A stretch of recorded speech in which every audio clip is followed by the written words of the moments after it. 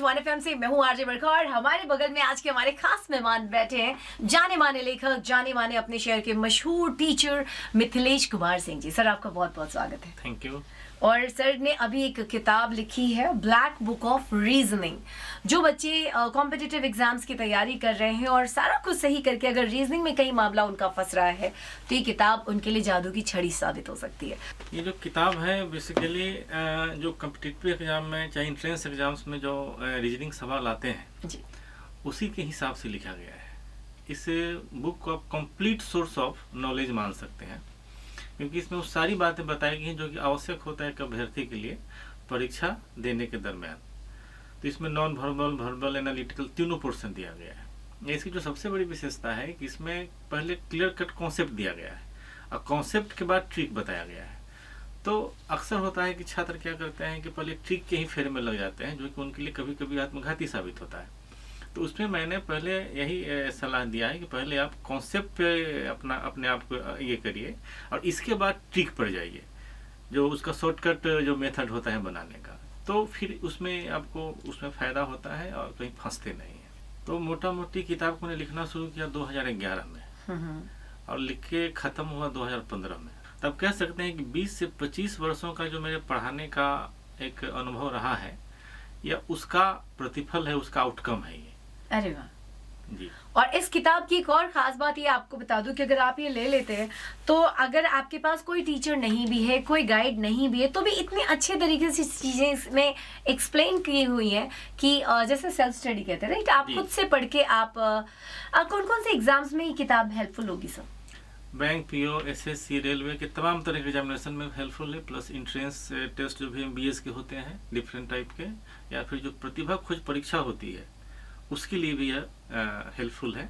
उस सब तरह के मैंने तमाम परीक्षाएं जिसमें रीजनिंग आती हैं, एक कंप्लीट बुक है ये। हाल में ही मैं 2-3 दिन पहले एक शादी में गया हुआ था। एक राजीव नगर में एक मैरिज हॉल है, श्याम मैरिज हॉल है, वहीं पर एक मैं बैठा हुआ था। तो एक महिला पति के साथ बच्चे के साथ बैठी हुई थी, तो गौर से हमको देख रही थी। मुझे लगा कि मैं उसको पहचानता हूँ जी। अचानक मेरे पास आई पति के साथ, अपनी फैमिली के साथ, और मेरा पैर छुई, बोले कि सर आपने मुझे पहचाना? मैंने कहा कि पहचानता तो हूँ। तो बोली मैं कौन हूँ? नाम तो मैं नहीं जानता हूँ, लेकिन बाई फेस में आपको जानता हूँ कि मैंने आपको पढ़ाया है। सही बात है। तो इस तरह की घटना अक्सर हो जाती है। एक बात मैं आपको और बताऊँ कि एक जमाना था जब मेरे पास कार नहीं हुआ करती थी, तो मैं बाहर जाने के लिए अक्सर ट्रेन से जाता था। तो मैंने बाद में ट्रेन में चलना छोड़ दिया। क्यों?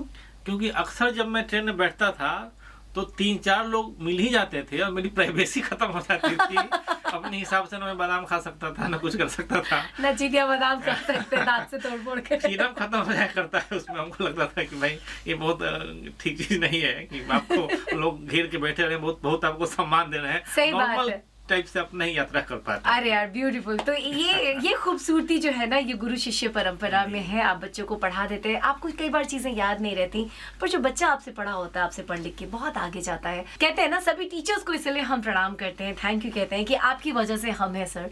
सर आपका मैसेज क्या होगा सारे उन बच्चों के लिए जो कॉम्पिटिटिव एग्जाम्स की तैयारी कर रहे हैं? जब आप थकने लगते हैं, हारने लगते हैं, तो ऐसा लगता है कि अब कुछ होगा नहीं, वही वक्त होता है जब आपके साथ बहुत अच्छा होने वाला होता है। बस इसलिए उस पॉइंट को आदमी को आइडेंटिफाई करना चाहिए और हार नहीं माननी चाहिए। सर एक और छोटा सा सवाल पूछना चाहूंगी। इस किताब से पहले, ब्लैक बुक ऑफ रीजनिंग से पहले, क्रॉनिकल की आपने किताब लिखी थी। हाँ, और पूरे इंडिया में से मैंने 1995 में लिखा था, क्योंकि मैं उसका पैटर्न चेंज कर चुका था और उसमें पब्लिकेशन ने मुझे रिक्वेस्ट किया कि आप इस पैटर्न पे किताब लिखें, कुछ लिखें। हाँ। राइट। तो मैंने 100-150 के बीच में 136-37 एक पेज रहा होगा, मैंने किताब लिखी थी और उसमें एकदम नए सवालों का चैप्टर मैंने बनाया था, इनपुट आउटपुट पर, इलेक्ट्रॉनिक जगलिंग के नाम से, और कुछ और चैप्टर्स थे जैसे कि पंच लाइन वगैरह।